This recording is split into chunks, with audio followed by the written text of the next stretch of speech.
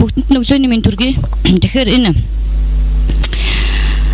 бид нар их олон жил гэмтэргийн шалтгаан нөхцөлийг үндсэндээ архиталт, ядуурл, ажилгүйдэл гэдэг нэг 3 малгай толгой одоо энэ нэр томьёоноор авч ирсэн. Гэтэл ерөөсөө гэмтрэг үйлдээд байгаа үндсэн шалтгаан нөхцөл буюу тэр хувь хүн лөө чиглэсэн хохирогчийн хүн ам зүүн шинж, гэмтрэг үйлцэх хүний хүн ам зүүн шинж гэдэг л үндсэндээ хаягдчихсан байсан. Тэгэхээр үндсэндээ криминологийн шинжлэх ухаанд суурилсан гэмтрэгийн шалтгаан нөхцөлийг тодорхойлох арга зүй гэдэг буюу энэ суур судалгаа гэдэг бол үндсэндээ яг энэ төрийн байгууллагын чиглэлээр хийдэг юмуд үндсэндээ орхигдчихсан байсан. За ингээд энэ гэмтрэгийн шалтгаан нөхцөлийг судлах хүрээлэнгээс нийгэм чиглэсэн 2 том суур судалгаа хийсэн. Нэг нь амиа хорлол та бүхэн мэдж байгаа. За энэ чиглэлээр одоо Монгол улсын хэмжээнд засгийн газрын тогтоол гарах хэмжээний ийм нөлөөллийн бодлогын шинжтэй судалгаа болсон. Дараагийнх нь 18-наас хүрээгүй хүчинт гэмтэргийн судалгаа. Энэ дээр ерөөсө тоон статистик мэдээлэл боловсруулалтаас илүү ямар төрлийн хүн бага насны хүүхдэд дарж бэлгийн дурлалыг хангадаг юм бэ? Хоёрдугаарт нь ямар төрлийн хүүхэд энэ гэмтэргийн хохигч болоод идэх юм бэ? Эсвэл яг энэ гэмтэрэг ямар нөхцөл байдалд илүү их үйлдэгдээд идэх юм бэ? Тэгэхээр бид нар ерөөсөө хүүхэд хүчинтлээс ингээл олон нийтийн сошиалар ч юм ямар нэгэн байдлаар сенсац тэгдэгээл хүчинцнөө хүчиндээгүй шүүхэмлэгийн дүгнэлт гэдэг ерөнхийдөө нэг юм хязгаарлагдмал нөхцөл байдлаар энэ хэргийг шийдвэрлэж явсан маань өнөөдөр бас энэ хэргийг шийдвэрлэх дээр нь энэ дээр энэ судалгааны нэг үр дүнд нь юу гэж утсан гэхээр бид нар илэрч гарч ирсэн хэрэг дээр ярьдаг. Гэтэл зарим төрлийн гэмтэрэг өөрөөр хэлбэл олон жилийн давтамжтай дад хэлбэртэй үйлддэг гэмтэргүүд илрээд эхлэнгүүт нийгэмд энэ төрлийн гэмтэрэг өслөө гэж ярьдаг нэг буруу хандлага гарч ирээд байгаа. Тэгэхээр энэ 18 сураагүй хүний хүчинтэг гэмтэргийн явцад ямар нөхцөл байдал тогтоогдсон гэхээр бид нар өнөөдөр тоо мэдээлэл ярихаас илүү энэ төрлийн гэмтэрэг одоо штат хэлбэрт байна. Жилд одоо хамгийн багадаа юу гэдгийг одоо 300 400 бэлгийн хүчирхийлэл төртлөөхөд цаана нь илрээгүй дахиад өдий тооны хүүхэд байна гэж. Тэгэхээр бидний хийх гээд зориод байгаа юм юу гэдгийг гэхээр эрсдэлтэй бүс хүн орчин буюу энэ гэмтэрэг үйлдэгдэж байгаа орчныг илрүүлэх, энэ гэмтэрд өрцөн хүүхдийг илрүүлэх ажиллагаа үндсэндээ хаягдчихжээ. Хэрэг үйлцэн хүний шийдгээд явуулна гэдэг бол энэ бүр зүгээр нэг энэ гэмтэргийн шалтгаан нөхцөлийг тогтоох нь зөвхөн тухайн нөхцөл байдал болохоос яг энэ төрлийн гэмтэрэг дээр үндсэндээ төрийн бус байгууллага, төрийн байгууллага, дан ганц хуулийн байгууллага гэхгүйгээр бид нар хамтарч ийхгүй бол энэ аюулын харант дэлгэцсэн байна. Энэ сүүлийн одоо 2012-оос 16 онд шүүхэр эцэслэн шийдвэрлэгдсэн хэргийг бид нар авч үзсэн. Тэгвэл одоо энэ ажиллагаанд байгаа хэрэгүүд юу вэ? Энэ хэрэг яагаад ингэ илэрдэггүй юм бэ? Илэрлээ гэхэд яагаад хүүхэд мэдүүлгээс буцдаг юм бэ? гэдэг ингээл олон талын нөхцөл байдал гарч ирж байна л да. Тэгэхээр энэ судалгаанд хөндлөнгийн судлаачдыг татаж оролцуулсан. Өөр хэлбэл дан ганц энэ судлаачийн аливаа юмыг нэг талын өнцгөөс харах энэ үзэгдлээс зайлсхийхэд бол хөндлөнгийн судлаач оруулж ирсэн. За дээр нь та бүхэн тарааж үзэж байгаа нэг зүйл бол энэ сэтгэл судлаачтайгаа миний хамтран боловсруулсан. Энэ гэмтрэг үйлцэх хүний профайлыг бид нар бичих гэж анх удаа оролцсон. Өөр хэлбэл эрүүгийн хэрэг хянах шийдвэрлэх ажиллагааны явцад энэ түүхчилсэн байцаалтыг бид нар одоо үнэхээр хангалтгүй хийдэг юм байна. Зарим төрлийн гэмтрэг дээр энэ түүхчилсэн байцаалт буюу тухайн хүний хувийн амьдралын түүхийг онцгой арга ажиллагаа шаарддаг юм а гэдэг. Энийг бичих болсон шаардлага нь юу юм гэхээр төрсөн болон дагуур охиноо хүчинсэн хүмүүстэй булган зүүн хараагийн хаалттай хорхон гэдэг өөрөө очиж уулзсан. Тэгээд энэ дээр ерөөсөө нэг л зүйл анзаарагдсан. Нэгдүгээрт нь ерөөсөө энэ хувь хүний төлөвшил гэдэг юм Монголд хүүхэд гэдэг бол уусаа хаягдсан байна. Цэцэрлэгээс эхлээ хаягдсан. Хүүхэд хүмүүжүүлэх, хүүхдийг хүн болгох арга ажиллагаа нэг 4 хааны дунд хаших, дээр нь академик боловсрал мундаг хүн болгохын чиглэл рүү явсны улмаас өнөөдөр хүүхдийн өөртөө итгэх итгэл, дээр нь энэ гэр бүлийн хүчирхийлэл, тэр цэцмаа хүүхдийн хүчирхийлэл дандаа далд хэлбэрт үйлдэгддэг.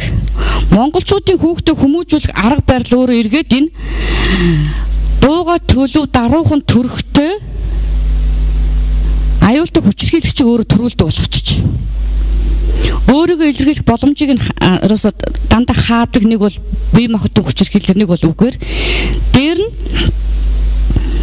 10 жилийн сургууль орчинд бол энэ сэтгэл зүйн боловсрал, бэлгийн боловсрал гэдэг олгохын ажиллагаа үндсэндээ хаягдсан.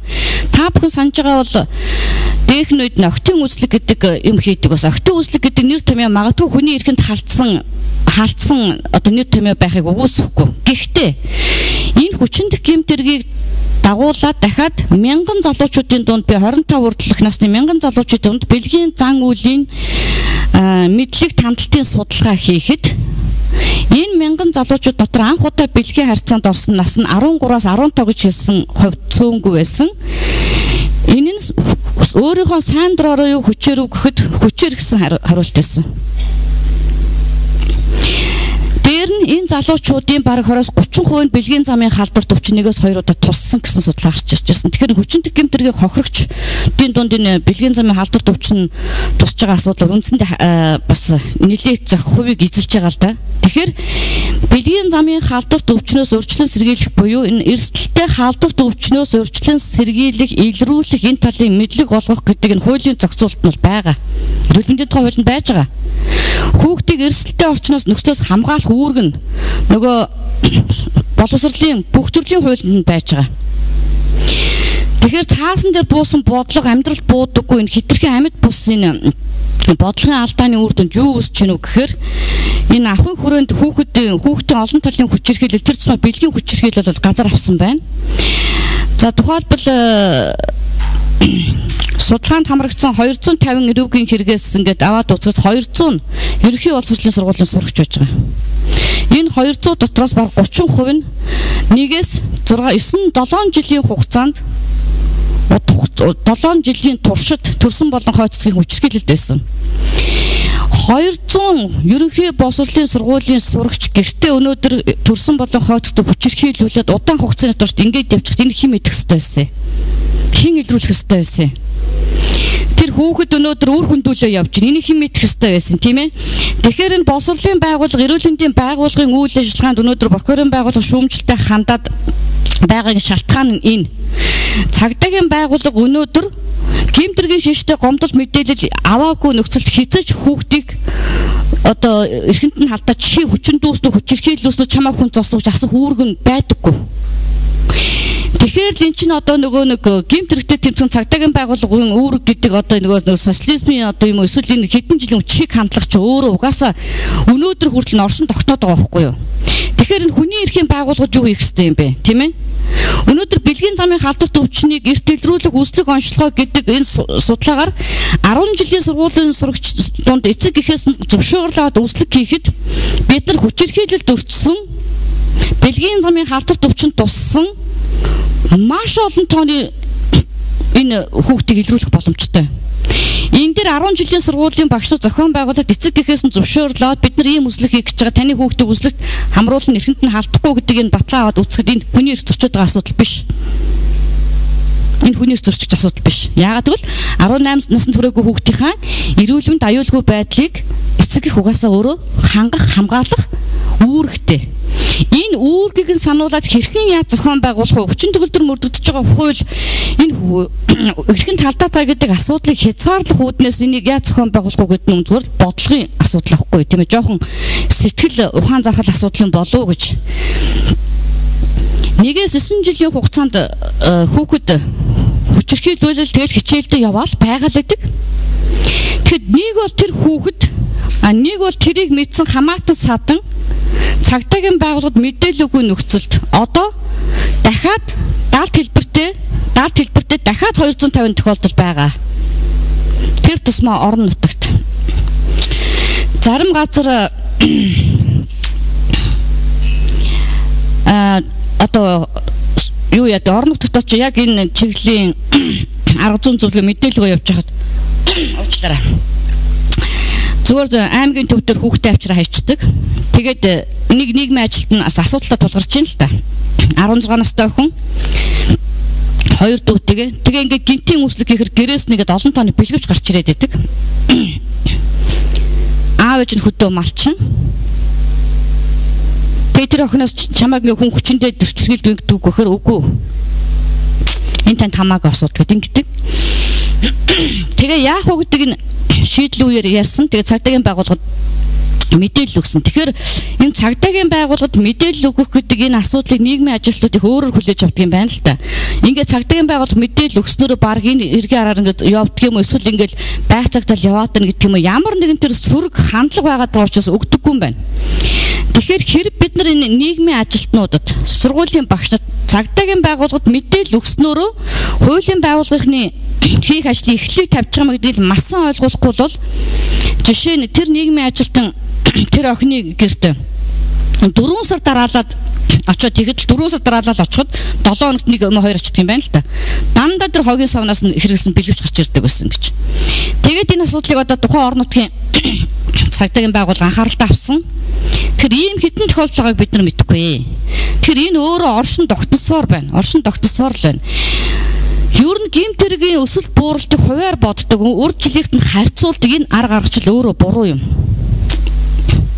Энэ бол илэрсэн хэрэг дээр яригддаг л тэдэн төрлийн гэмт хэрэг илэрсэн, энэ жил тэдэн хэрэг илэрсэн, эцлэн шийдвэрлсэн гэдэг асуудал болохоос биш яг тухайн төрлийн гэмт хэрэг үнэн чанартай өсөөд энэ буураад байна гэдэг маань энэ өөрөө яг энэ нийгэм хүн ам зүйн шинжээ тодорхойлсон даалт хэлбэртэйгээ хэрийг илрүүлэх гэж байгаа энэ криминологийн судлаар гарч ирдэг асуудал юм байна л да. Тэгэхээр бид нар хитэг тооны хойноос хөөцөлдөг энэ гараад байгаа хувь хэмжээндээ сэтгэл хангалуун байгаад байгаа маань бас нэг энэ асуудлыг бас цааш нь гаргаж ирч чадахгүй байхад нөлөөлөд байгаа юм болоо. Тэгээд энэ дээр одоо тухайлбал энэ 18-нд төрөөгүй хүний хүчинтэй гэмт хэрэгтээ ямар төрлийн хүн гэмт хэрэг үйлдэж байгаа гэдгийг тодорхойлохын тулд бид нар яасан манай багийнхан зөвхөн тэр хүний хүн ам зүйн шинжийг тодорхойлохын тулд 400 сонгох хариулт боловсруулж агаад энэ дээр асуумж хийсэн.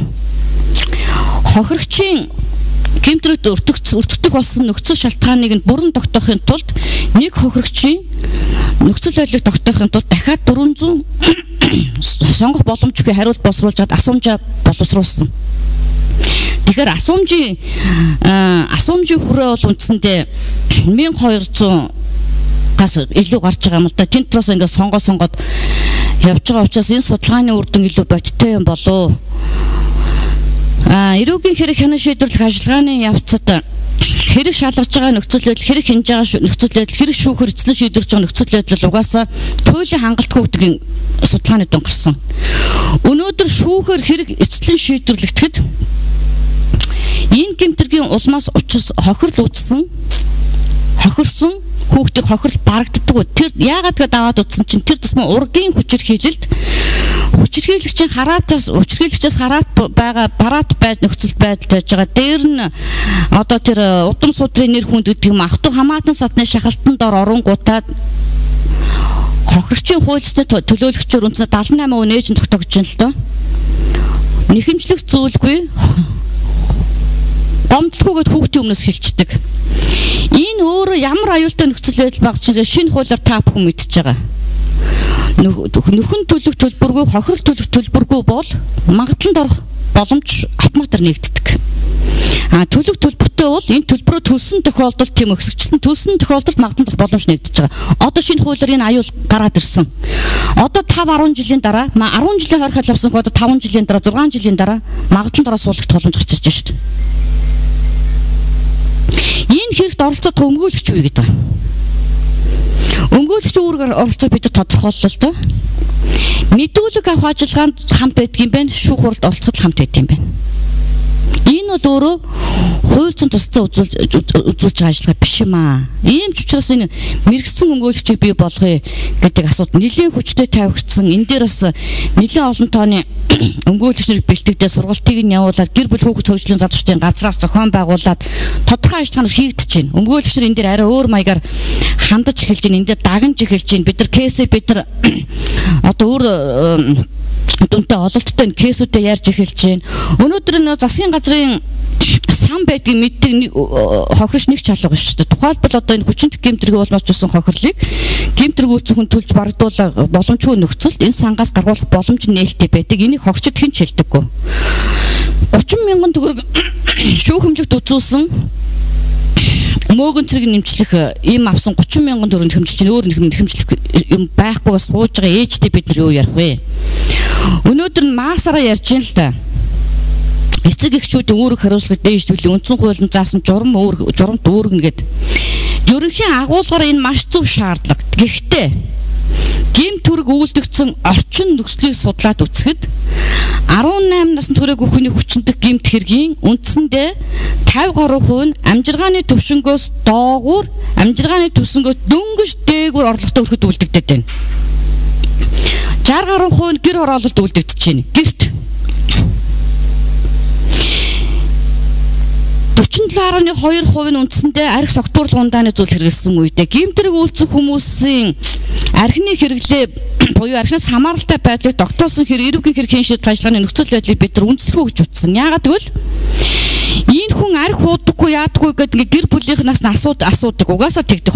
Хувийн байдлыг тодорхойлохын тулд. Тэгэхээр ялан хүндэрчгүй гэдэг үүднээс өөрийн эрэхгүй тэр хүүхдээ хүчнэцсэн байсан ч арх гэрийнх нь арх уудаггүй дууга томоотой гэдэг энэ нөхцөл байдлыг гаргаж ирж байна л да. Тэгвэл бид нар өнөөдөр юу санал болгоод байгаа гэхээр Дэлхийн эрүүл мэндийн байгууллагаас хүний архины хэрэглээг тогтоох тест биш шүү дээ. Энэ одоо хэдэн жил бол гарсан тест юм тийм ээ. Тэгвэл одоо энэ гэмт хэрэг үйлцэн хүмүүсийн архины хэрэглээг тогтоохын тулд арга гэрхнээс нь асуух хэрэгтэй юм уу? Тэр тестийг тогтоосон тэр 3 минутын хугацаанд нь өөрөөр нь бүглүүлээд тэр хүний архины хэрэглээний төвшинг тодорхойлох хэрэгтэй юм уу? Бид нар шинжлэх ухааны үндсэлтэй аргачлалаар юмд хандахгүй бол одоо тэр хуучин арга барил хэрэг хариуцах чадвар тогтоодог нөхцөл байдлыг өнөөдөр бид нар энэ сэтгэлзэн нөхцөл байдалтай хольж ойлгоод байгаа нь бас энэ хэрэг шийдвэрлэх хамгийн том алдаа. Яагаад гэдэг үтсийн гэхээр үндсэндээ 10 хүний профайлыг бичиж 20 хангалтанд бичлэн уулзлаа л да. Бүгд хэрэг хариуцах чадвартай.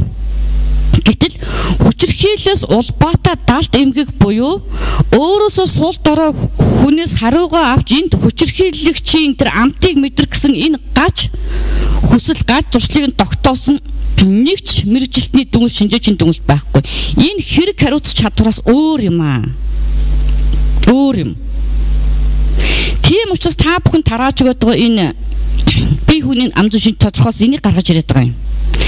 Үндсэндээ энэ 10 хүний 8 нь тухайлбал одоо анх удаа бэлгийн харьцаанд ортой биеийн үнэлэгчтэй бэлгийн харьцаанд орчихсон. Тэр дурсамж нь эмэгтэй хүний талаар сөрөг дурсамжийг тархинд нь үлдээсэн байдаг, тийм ээ? Үлдээчихсэн байж байдаг. Дээр нь үндсэндээ 7 бага насндаа хүчирхийлэлд өртөжсэн бие махбодын буюу бэлгийн хүчирхийлэлд өртөжсэн. Зарим тохиолдолд аав нь хүүхдийг 6 нас хүртэл боожгоор нь оролдоод, тийм ээ? Тэгээд ингээд шингийн юм гарахаар өөрт нэхлээд эвгүй байдаг байсан. Тэгээд ингээд арх угаад найс нартай ингээд харуулад миний хоёр хүн болж байгаа та нар хардаа гэдэг боожгийг орлоо дур тавиад хүүхэд тэр дур тавьж байгааг мэдэхгүй. Ингэсээр багад тэр гаж цуушил бий болчихсон. Ихтэй хаягдчихсан. Одоо үндсэндээ 10 хүний 8 нь өрөөсгөл гэр бүл төсчихсөн. Зарим тохиолдолд аав нь ээжийн зургийг гаргаж ирж хутгаарс ичүүлдэг. Энэ хүний битгий мартаараа чи энэ хүн чамаа хайж явсан энэ хүнийг нас ингэж хариугаа аваараа гэд хутгаар зургийг зүсэж ийсэн. Гэтэл энэ нөхцөл байдал эрүүгийн хэрэгт хавцсагт байна гэж байхгүй. Тэгэхээр тэр бага наснаас улбаатай энэ хүчирхийллийн энэ далд эмгэгийг бид нар гаргаж ирснээр энэ хэрэг хариуцах чадварт нөлөөлөх гэдэг айдас нөгөө хүн ялаас чөлөөлдөх гэдэг энэ айдас бий болоод байгаа маа. Тийм учраас бид нар энэ хэрэг хариуцах чадвар тэр хүний далд хэлбэртэйгээ сэтгцэн эмгэг хоёроо тодорхойлох гэдэг бол хоёр өөр ойлголт юм а гэдгийг бид нар эрүүгийн хэрэг шийдвэрлэх ажиллагааны явцад энэ мөрдөгч прокурор шүүгч нарт энэ дээр шахалт бид нар дарамт үзүүлж энийг шалгуулахгүй бол нөхцөл байдал ийм л байна. Энэ хүүхэд хүчнэсэн 10 хүмүүсээ одоо яагаад энд тааруулаад биометр үзүүлэлт байж байгаа юм. Энэ 10 хүнтэй уулзахаас өмнө урьдчилсан байдлаар 20 хангах байгаа биеийн өндөр үзүүлэлт эрүүгийн хэргийн бие өндөр үзүүлэлтийг мэдчихэд орж байгаа л да би. Тэгээ өөрсдөөс нь асуугаад өөрийнхөө биеийн өндрийг байгаагаасаа 5-6 см илүү биеийн жинг 5-6 кг-аар юм илүү хэлж байгаа юм.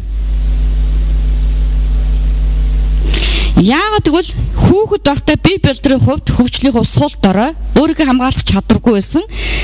Дээр нь 10 жилийн байсан үеийн нөхцөл байдлыг ингээ яриулаад үцхээр нэг бол ах нараараа хамгаалуулдаг, нэг бол хүүхдүүдэд зодуул дээрд хөлдөг, нэг бол муу сурдаг, эсвэл царайны төрх байдлаасаа болоод маш их гадуурхагддаг. Энэ хүмүүсийн тэр сэтгцэн эмгэг яаж илэрдэггүй гэдэг нь эцсийн дүндээ юу гэж илэрж байна гэхээр хүүхэд насаасаа ингээд хүчирхийлэл бусдын дарангуулалт доромжлолт байсан хүн эргээд би хизээ нэг ингэж үсэх юмсан энэ бусад мундаг том чадaltaй эрэлхийг болж харагддаг гэдэг хүний бүх насны мөрөөдөл болчихсон. Ингээд тэр нь юу руу чиглэгдэн гэхээр үеийнхийнх нь эмэгтэйчүүд нь өөрийг нь тоодоггүй эсвэл тэр үеийнхээ насны эмэгтэйчүүдтэй харьцах чадваргүй. Яагаад гэвэл угаасаа нэг дууга дотогшоо томоод өөрийгөө илэрхийлдэггүй те. Энэ нь одоо яаж илэрж ийм хөр өөрийгөө хамгаалах чадваргүй, өөрийгөө илэрхийлэх чадваргүй боломжгүй бага насны хүүхд рүү чиглэж хэлж байна. Ингэж энэ хүчирхийлэлээс каф авч байна. Тэрнээс биш энийг болохгүй гэдгийг бүгд мэдчихсэн. Энэ гутамшигт үйлдэл гэдгийг бүгд ойлгож ухамсарлаж ирсэн. Гэхдээ тэр сэтгцийн далд эмгэг буюу хүчирхийлэлээс таашаал авах хин нэгэн өөрөөс нь айж чичирж байгаа тэр нөхцөл байдал. Тэрийг нөхцөлөд тэр ингээд ялан дийлээд өөрөөс нь ингээд аагаад болоочдод ингэж гэдэг тэр хүүхэд насныхын тэр юмыг буцааж эргүүлж ийн л да тийм ээ. Хүчирхийлэгчийг төрүүлдэг гэдэг энэ онол бол энэ практик тэр угаасаа л үнэн гэдгний судалгаагаар тогтоогдлоо. Энэ судалгаанд нэг анзаарчихсан зүйл юу гэхээр яг бөхөөр хичээлдэг ч юм уу спортоор хичээлдэг хүмүүс энэ төр нэг ширхэгч байгаагүй. Бие бэлтрийн хөгжлийг хөгжүүлэх энэ сургалт энэ дэр юу харагдаад байна вэ? 10 жилд хаягдсан шинж аахгүй юу? Бие бэлтрийн эрэгтэй хүүхдийн бие бэлтрийг хөгжүүлэх энэ тэр биеийн хүчний дасгал гэдэг маань эргээд хүнэд сэтгэл зүйн хат суулгадаг гэдэг юм энэ хаягдчихсан. Дээр нь дууга томоотой дүлгөө хүнтэй муудалцдаггүй гэдэг энэ нэр томьёог одоо та хэд маань энийг хувь хүний сөрөг хандлага гэж авч үзээрэй. Амиа оруулсан хүмүүсийн 82% нь өөрийгөө илэрхийлдэггүй, дотгошоогоо дуугаа төлөв хүнтэй муудалцдаггүй ийм зан төлийн хүмүүс байсан. Гэтэл энэ баанцны хүүхэд хүчинсэн гэмтрэг үйлцсэн хүмүүсийн 70 гаруй хувь нь дууга томоотой төлөвхөн мөрөөрөө ийм юм хийсэн гэхэд ёстой итгэхгүй байна гэдэг энэ шинжийн хүмүүс өжсэн. Тэгэхээр тэр дууга төлөв томоотой байх нь өөрөө ер нь гэдэг энэ үндсэл хаанаас юугаад болоод ирсэн ингээд бад үзэхээр монголчуудын хүүхэд хүмүүжүүлэх арга барил. Өөдөөс нь юм хэлэхээр энэ одоо яг барь зодлоо намайг зөө одоо алах нь. За чамаа аавч ирэхдээ алуулна та. Энэ хараа. Өөдөөс юм хэлээ болохоо байлаа гэд. Хүүхдэд стресс тайлах боломжоо олгодоггүй. Би 2-3 10 жилийн сургууль дээр очиод эцэг эхчүүд асууж байгаа байхгүй. Танаа хүүхэд ингээд дэлбэртлээ уурс үед ямар үйлдэл хийдэг вөхөр хинэн ч хүүхдэд дэлбэртлээ уурлаж үзэг байгаа байхгүй. Уурлуулдаггүй. Уурлах боломж олгодоггүй. Томчууд уурлахаараа яадаг юм. Зодолт нь алалцсан за заримдаа далимдуулаад уурхаа гутарсан ингээ архи уугаад хоорондоо ховж ирээ тайлчихна. Энэ хүүхэд гэдэг бол бие хүн юм аа. Хүүхдэд тулгамж байгаа асуудал бол тэр хүүхдийн нүдээр аваад үзэхэд өөрийнх нь тэр хүүхдийн нүдээр энэ асар том асуудал юм аа гэдэг бид нар хүлээн зөвшөөрдөггүй, ойлгодоггүй гайл энэ аахгүй юу?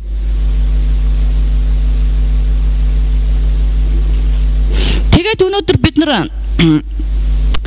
мэдээж хүүхэд хүчинсэн хүнийг хүчирхийлсэн хүнийг бэлгийн дурслаа ёсоор хангасан хүнийг үзэн ядах нь аргагүй зүв. Гэхдээ энэ үзэн ядалт чинь өөрөө энэ гэмтрийг бууруулах юм уу? Үгүй байхгүй юу? Тэгэхээр энэ гэмтрийг бууруулах гэдэг үг нь ярихаасаа илүү бид нар одоо тэр дат хэлбэрт байгаа. Тэр амжиргааны төвшнгөөс доогуур ажилгүй, мэрэгжилгүй 2-3 дахь амьдралаа зохиочихсон энэ эрсдэлтэй бүсэд өрхөд бид нар очиж яаж ажиллах вэ гэвэл энэ боломжийг судлаад утсан байна. Өнөөдөр Монгол улсын нутагт Монгол улс засаг захиргаа нутаг дэвсгэрийн нэг чинь ингээд хуваарлагдсан. Өөр хэлбэл төрийн бодлого үйлчилгээ тэр өрхөд очихын тулд ингээд баг хороо гэд хамгийн жижиг нь хуваацсан. Нэг хороонд амжиргааны түвшингөөс доогуур орлоготой ажил эрхэлдэггүй архинаас хамааралтай урд нь яаш итгэжсэн хэдэн өрх байна. Энэ дотроос хэдэн дагвар хүүхдтэйгээ хэдэн хойд цэгтэйгээ амьдарч байна. Энэ судлаа гаргах шиг амархан юм байхгүй. Нөгөө цагаан сар сонгуулийн үеэр судалгаа авахтаас мундаг штэ. Тэ? Гурал будаа календараа чирээл. Баргал зүгээр өстой хүү сайн уу чимэн ижим нахам гэж төрчмөсөл яваад идэггүй зү. Гэтэл нэг хороонд нэг багт энэ өрхийн судалгаа гаргаад энэ мэдээлэл боловсруулад засаг дарга ахлуулсан мэргэжлийн баг сэтгэл судлаачийг оролцуулаад зөвхөн сэтгэл судлаач хүүхдтэй ярилцлага хийх үед одоо ямар нөхцөл байдал үүсдэг гэхээр сэтгэл судлаач сэтгэл зүйчийн хүүхдтэй ярилцсан нөхцөл байдал нь сэтгэл судлаачийн шинжээчийн дүгнэлт өгж гардггүй гэхээр энэ хүүхэд хүчирхийлэлд өртсөн байх магадлалтай гэдэг дүгнэлт байхгүй юу. Тэгэл энэ мэдээлэл зөвхөн цагдаагийн байгууллагад өгөөл орох ёстой байхгүй юу. Яагаад гэвэл цагдаагийн байгууллага хуулиараа хязгаарч айлд ороод чамайг хүн хүчин чинь гэж асуух үүрэг нөхгүй. Энэ өөрөө жинхэнэ хүний орон байр халдашгүй байдал одоо үндсэн хуулинд заасан те эцэг гихийнх нь эсрэг мэсрэг гэдэг одоо нөгөө маш олон эрхийг зөрчдөг асуудал. Сэтгэл судлаачаар дамжуулаад хүүхдтэй ярилцлага өгөөд энд байж болзошгүй гэсэн дүгнэлтэн дээр үндэслээд мэдээлэх юм бол бид нар одоо маш олон тооны энэ хүчирхийлэлд өртсөн хүүхдийг гаргаж ирэх боломжтой юм аа.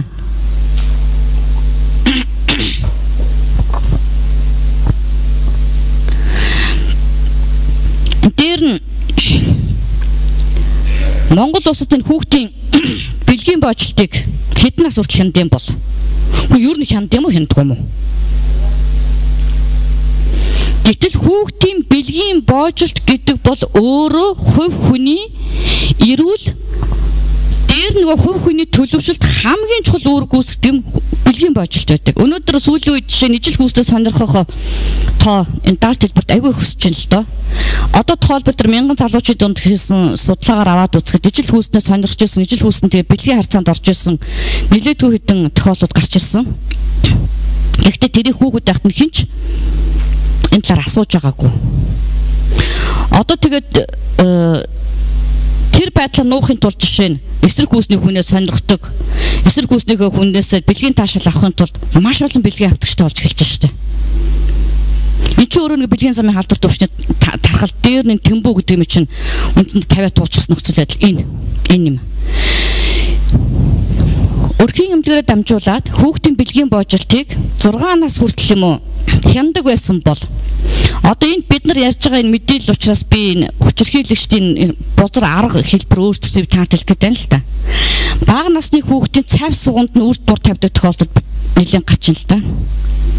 Хүүхдийн бэлгийн боожлтыг хянах явцад хүүхдийн биед үрэлт улаалт эмзэг эрхтэн хавцаа нь ямар нэг юм үүссэн бол энэ хүүхэд хүчирхийлэлд өртсөн байх магадлал ирээсөө л ахгүй юу? Тийм биз? 4 настай хүүхэд яагаад мөнгө өнцөрдөх юм? Онгон хас бүтэн хэсгийн юус хамаагүй. Тэгээд энийг өрхийн эмч цагдаагийн байгууллагад нь хорооныхаа цагдаад юм уу? Энэ хүүхдэд хүчирхийлэл уул мөрүүлэрч гэдэг мэдээллийг өгчөхөд бид нар энийг олон ийм тохиолдлыг бид нар одоо өнөөдөр гаргаж ирнэ. Хамтарч ажиллах сэтгэл их дутж байгаа шинж юм болов уу? Яагаад гэвэл энэ чинь хуулинд нь зохицуултанд байгаад байна. Үнэхээр огт зохицуултгүй болоод ингэж байгаа болоогоо судлаад утсан чинь байна. Гайхалтай сах уурал лооцсон. Тухайлбал та бүхэнд эрүүл мэндийн яам, босрлын яам, нийслэлийн босрлын газар мазрын тэр сайтн дээр уурал лооцсон л юм уу тэр хөтөлбөр төлөвлөгөө хэдэн он хүртэлх хэтийн төлөвлөгөөг нь ороод уншаарай. Тэрийг үзэх юм бол зөвхөн Монгол улс шиг гайхамшигтай хөгжиж байгаа хүүхд эрхийг хамгаалж байгаа газар зөвхөн дэлхийд байхгүй. Өнөөдөр амиа хорлолтоор Монгол улс дэлхийд өнөөдөр 3 ч гэсэн явж шүү дээ. Яагаад Монголд 10 настай хүүхэд амиа хорлож байгаа? Энэ хүүхэд хүчирхийлэлд өртөчөөд амиа хорлсон байх хэн ч үгүйсэхгүй. Яагаад гэвэл амиа хорлсон ялангуяа хүүхэд амиа хорлсон хэрэг дээр амиа хорсон нөхцөл байдал буюу энэ дүүжлэлт буюу боомлолт нь гадны нөлөөтэйгүй юу гэдгийг шалгаал хэрэг хаадаг учраас энэ аахгүй юу? Энэ хүүхдийг өхөлт магадгүй тэр өөрийгөө боомлсон байж болно. Гэхдээ энэ хүүхдийг өөрийгөө боомлоход хүргэсэн шууд бус нөхцөл байдал нь юу вэ гэдгийг хязгаарч энэ хэрэг шамж институт тааш шалгадаггүй. Энд төрийн болон төрийн бус байгууллага өмгөөлөгч хэн ч оролцож ирдэггүй. Зүгээр л энэ мөрдөгч прокурорын хоорондын удаад дуустдаг ажиллагаа.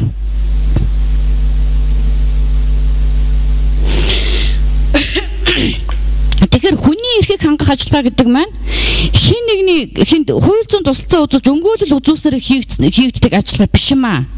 Хүний эрхийг хангах ажиллагаа гэдэг маань эрхэн зөрчигдсөн хэдэн хүүхэд хаана яа тарчилж чинь тэрийг илрүүлэх ямар боломж вэ? Би хэдэн хүүхдийг илрүүлж гаргаж ирж чадсан бэ гэдгээр энэ хүний эрхийг хангах асуудал яригдах юм аа. Бид нар одоо жоохон бодиттой хөрсөн дээр буусан юм хийхгүй бол тийм ээ. Өнөөдөр энэ ч одоо ингээд сум дүүр засаг даргын ингээд энэ хот хороо талбайгаа тогтчуулж ингэж энэ гадаад үзмжийг сайжруулдаг шиг яг энэ хүнлүүгөө чиглэсэн бодлого хит байгаа юм байна. Та бүхний амьдарч байгаа хорон тухайлбал таны хөршид таны хажуудлын хөрш хүүхдээ хүчинж байгааг та мэдэж байна уу? Тийм ээ.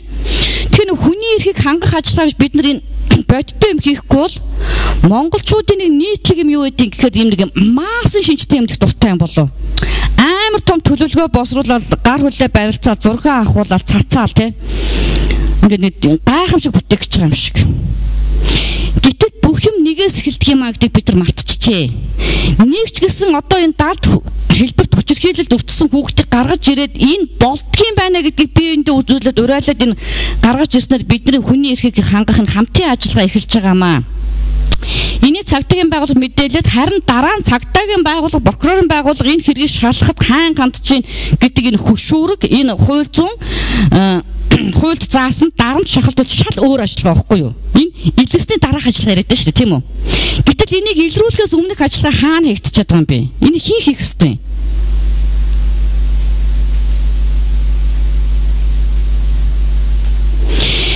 Тэгэхээр өнөөдрийн уулзалтанд ингээд бүр сэтгэл гаргаад өнөөдөр өглөө цуглаад ирсэн таад маань энд өөрийнхөө боломжтой хэлбэрээр ямар юу гэдгийг одоо энэгээр үзээч. Магадгүй та хэд маань зарим эрүүгийнхэр дөмгөөлийн тусалцаа үзүүлээд явж байгаа энэ нөхцөлд хүүхэд мэдүүлгээс буцсан эсвэл хүүхдийн онгон халис гимтээгүй байгаа нь хүүхэд хүчирхийлэлд өртөөгүйгээс нотлож байгаа нотлох ажиллагаа биш шүү.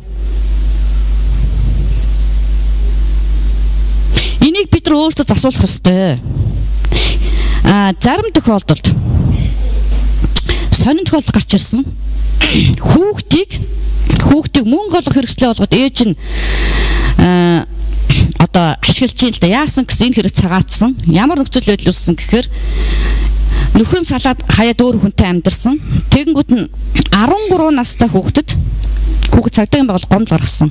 Манай аав намайг хүчнэтдэг байсан гэдэг. За нөгөө золог хөвчлээ хорлоо нөгөө чинь юурээс үгүйгээд онгоо хайсан байсан бол бүтэн байгаад байдаг. Тэгээд тэр хүүхдийн мэдүүлэг өгсөн байдлыг үзэхэд 13 настай хүүхдийн хэл ярианы хөгжилд багтахааргүй тэр үйлдэлүүдийг ярьж байна л та. Одоо бэлгийн амьдрал ярьцааны талаар. Энийг өөр би таарч юу гэж хэлэх гээд байгаа юм гэхээр та нарын үйлчлүүлэгч 5 настай хүүхэд 6 настай хүүхэд 7 настай хүүхэд хэн ч ээж болно. Энэ хүүхдийн өөртөөх нь насан тохирсон тухайн үйл явдлыг илэрхийлэх үгийн чадамж гэж байд юм байна. Энэ дээр мэрэгжлийн хилцүүн багшаар бид дүнэлт гаргуулдаггүй учраас тэр хүүхдийг асуугаал гэдэг. Гэтэл тэр 13 настай хүн охины тэр ярьж байгаа тэр бэлгийн харьцааны талаарх мэдлэг насанд хүрсэн хүнийхтэй адилхан болж ирж байна л да. Тэгээ шүүх хурал дээр эцэст нь тэр охин хэлсэн л дээ. Манай хүчнэдэггүй ээж надад уг заач гэсэн гэж. Энэ хэрэгтд харамсалтай нь энэ 13 настай охины энэ яриад байгаа тэр секси харьцааны талаарх энэ үг хэллэг 13 настай хүүхдийн сэтгэхүйд байж болохгүй гэдэг дээр хилцүүн шинжээчийн дүгнэлт гаргаагүй учраас энэ хэргийг шүүх хураач цагаатсан л да. Тэгвэл 5 настай хүүхэд 6 настай хүүхэд гэдэг маань бэлгийн харьцааны талаар өөрийнхөө сэтгэх хэмжээнд болоод өнгөрсөн зүйлийг хүүхэд яг багаагаар нь буулгадаг. Хэрв энэ талаар худлаа ярьж байгаа бол магадгүй хүүхдийн шилжилтийн насны онцлог шалтгаалаад худлаар донтоо хүүхэд байна л да, тийм үү? Энэ фантази сэтгүүгээр энэ хүүхдийн яриад байгаа юм нь хийсвэр төсөөллөө үнэхээр болж үгүй юу гэдэг бид нар хизээч бид нар энэ төр хилцүүн шинжээчийн дүгнэлт гаргая. Энэ хүүхдийн сэтгүүн талаар энэ дүгнэлт гаргуулъя гэж хөөцөлддөхгүйгээс л энэ асуудал үүсээд байна. Орон нутагт нэг байгаад байдаг хамгийн амар шүүхтэр хэргийг юу гэж буцаагаад байгаа юм гэхээр энэ хэрэг хизээ босдод тогтоо гэдэг байгаа байхгүй юу. Гэтэл 5 настай хүүхэд төрсөн эцэстээ хүчндүүлээ твчих байхдаа цаг хараад тэдэн сарын тэдний өдөр тэдэн цаг тэдэн минутанд аав намайг хүчин чинь бодоо сууж ах уу. Энэ хүчирхийлэл нь 2-3 жилийн өмнө болоод 2-3 удаа давтагдсан. Тэр хүүхэд баримжаагаар л ярьж байгаа. Мэдээж хизээ гэмтрэг гарсныг тогтоох нь чухал байх. Гэхдээ 5 настай хүүхэд хүчирхийлэлд өртсөн нөхцөл байдлаа зурган болон үгэн илэрхийлэлээр хилчилсэн харанхуй байсан гэртийн байсан гэсэн. Гэтэл ямар үйлрэл байсан гэдээ асуулт төр хүүхэд жишээ нь хавар намар хоёрыг тэр хүүхэд 5 настай хүүхэд ялах уу? 100 хавар хоёрыг ялах хүүхэд ялгаж мэдэх үү? Цаас ороход өвөл болдог, бороо ороход 100 болдог. Бид насан дээр явж байгаа хүүхэд. Тийм ээ? Тэгэхээр энэ дээр сэтгэл зүй сэтгэл судлаач энэ Монголд хаягдчих чиний татаж оруулаач гэж ингээ орлоод байгаа гол шалтгаан юу байгаа юм гэхээр 5 настай хүүхдийн төсөөлөл нь удирдлын чанартай төсөөлөл нь ингэж ярьдаг нэм байдаг тийм үү? Энэ хүүхдийн ярих боломжийн хэмжээ нь энэ цаг хугацааны баримжаа авах одоо чадвар бүрэн суугаагүй. Гэхдээ хүүхэд болсон байдлын талаар энэ хэргийн талаар үнэн зөв мэдүүлэл өгч байгаа гэдэг мэрэгжлийн сэтгэл зүйч сэтгэл судлаачийн дүгнэлт байгаа нөхцөлд энэ тогтох боломжтой асуудал юм аа. Тогтох боломжтой асуудал юм. Дээр нь нэг ирүүгийн ирэг дээр байсан. Тэгээ яг би одоо мөрдөн байцаагчийн нэрийг мартчихад нэг энэ хоёр залуу хүн мөрдөгч байсан. Хоёр залуу хүн мөрдөгч байсан. Тэгээд их мундаг тэр хэргийг шийдүүлсэн байсан. Нэрийг мартцсан байх юм. Би бүр тэр хоёр мөрдөгчийн нэрийг санамаа санагдаад байна. Олон 100 хэрэг уншсан болохоор өнд тогтоосон. Яасан гэхээр багцны утгачсан зэрэг дээр аав нь хязгаарч хүлээн зөвшөөрдөггүй. Тэгэнгүүт нь мань хоёр сэтгэл зүйчд хүүхдийг аваачж хагаад сэтгэл зүйчдэр хүүхдээр яриулгүйгээр зураг зурулсан. Зураг гэдэг гэр бүлийн амьдрал өөрийнх нь тухай зургийг зурулахад аавыгаа зурхтаа тэр аимшигтай байдлаар одоо зурдаг. Зарим тохиолдолд тэр ингээд хүүхдийг хүн зураг гэнгүүт нь тухайлбал ингээд чихгүй ч гэдэг юм уу ямар хүн байдлаар зурдаг. Гэтэл сэтгэл зүйн шинжилгээ ухаанд энэ нь хүүхэд үеийн хүчирхийлэл өртсөн тохиолдолд хүүхдэд хүчирхийлэл өртсөн байдлаа илэрхийлдэг тийм марк гэдэг олон юм байдгийн байна л да. Ингэж үзээд энэ хүүхэд хүчирхийлэл өртсөн. Тэгээд тэр болсон үеийн нөхцөл байдлыг хит зурхад тэр одоо юу гэх юм ингээд аавыгаа зураад ингээд шууд ам нь алзаалгаад яг тэр эргэтэн дээр нь гэхэд ингээд хар будаг мудаг асгаад те. Тэгэд өөрийгөө болохоор ингээд дандаа ингээд дээшаараа газар унтсан байдлаар зурцсан байх жишээ нэ. Тэгэнгүүт нь гэмтрэг үйлдсэн хүний ерөнхий тэр хэв шинжийг тодорхойлохын тулд хоёр мөрдөгч одоо энэ профайл юм хийсэн байгаа. Мэргэжлийн хүн оролцуулаад тэр нөхцөл байдлын талаар өөрийнх нь секс амьдралын талаас ямар нэгэн байдлаар тийм хэрэг эцэст шийдвэрлэгдсэн хамгийн гол нь бодит жишээ кейс байна болоод бас болдгийм байна гэдгийг бас харуулад байна. Энэнд хоригдсон заалт гэж байхгүй. Хамгийн гол нь энийг бид нар өөрсдөө их ингэж сэтгэж өөрсдөө бид нар энэ дээр ингэж дүгнэлт гаргуулъя, бид нар энэ дээр ингэж хүнтэй уулзуулъя гэдэг хөөцөлтөө байхгүй. Төрөний хэлсэнчлэн мэдүүлэг хаваажлагын суудаг шүүх хурд оролцдог. Энэ практик халахгүй байгаа цагт бид нар хязгаарч энэ хүүхдийн эрхийг хамгаалах тухай бүр яриач хэрэггүй болчиход байна. Тэгээ ингээд та бүхэн судалгаатай би өнөөдөр та бүхэнд тоо баримт ярихыг хүссэнгүй. Яагаад гэвэл энэ тоо баримт хангалттай яригдсан тийм ээ. Тэр зөв нөхцөл байдлын талаар хэдүүлээ яриад ингээд та бүхнийхээ сонирхсан асуултанд хариулъя тэгвэ.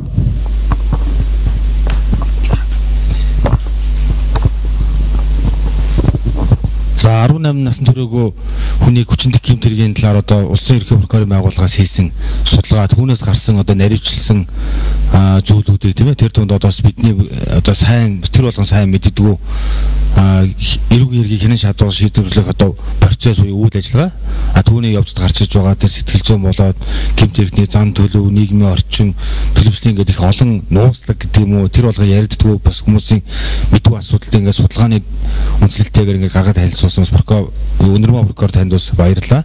Энэ асуудлыг бас бид нар илүү наривч судалсныхаа хэрээр ингээд